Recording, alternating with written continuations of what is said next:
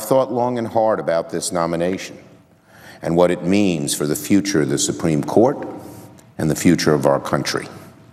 What is at stake is considerable.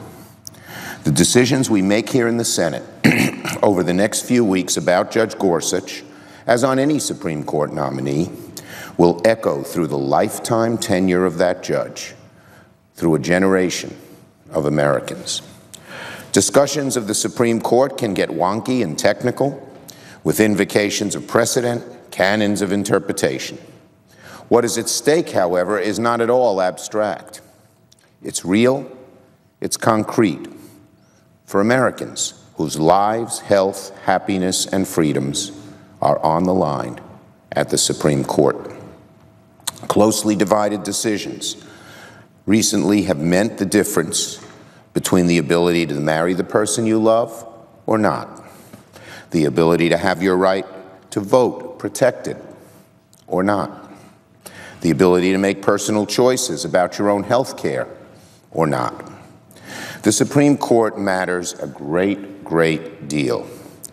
It matters for workers who want to protect both their lives and their jobs, for employees who need to be able to seek redress for discrimination, for parents who want their kids to get a fair shake in the education system.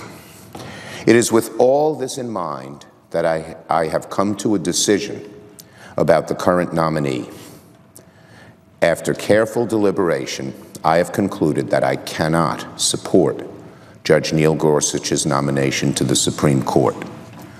His nomination will have a cloture vote.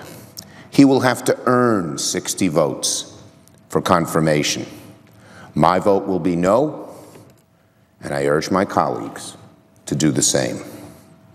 To my Republican friends who think that if Judge Gorsuch fails to reach 60 votes, we ought to change the rules, I say if this nominee cannot earn 60 votes, a bar met by each of President Obama's nominees and George Bush's last two nominees, the answer isn't to change the rules, it's to change the nominee.